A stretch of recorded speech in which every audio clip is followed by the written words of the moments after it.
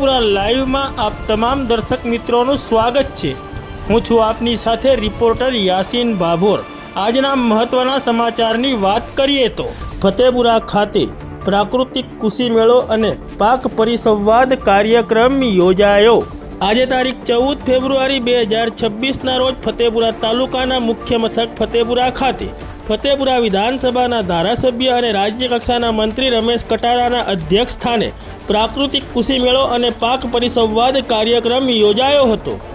ગુજરાત પ્રાકૃતિક કૃષિ વિકાસ બોર્ડ અને ખેડૂત તાલીમ કેન્દ્ર દ્વારા પ્રાકૃતિક કૃષિ મેળો અને પાક પરિસંવાદ કાર્યક્રમનું આયોજન કરવામાં આવ્યું હતું।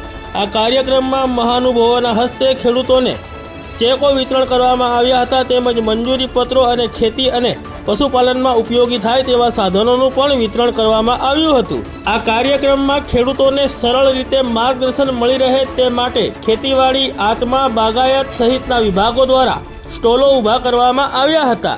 આ કાર્યક્રમમાં જિલ્લા ખેતીવાડી અધિકારી, આત્મા પ્રોજેક્ટ ડાયરેક્ટર, જિલ્લા પશુપાલન અધિકારી, મામલતદાર ફતેપુરા, સંબંધિત જિલ્લા વહીવટી તંત્રના અધિકારીઓ, કર્મચારીઓ, પદાધિકારીઓ તેમજ જિલ્લા પંચાયત અને તાલુકા પંચાયતના સભ્યો, પ્રમુખો, આગેવાનો, વડીલો, સરપંચો અને મોટી સંખ્યામાં ખેડૂતો ઉપસ્થિત રહ્યા હતા।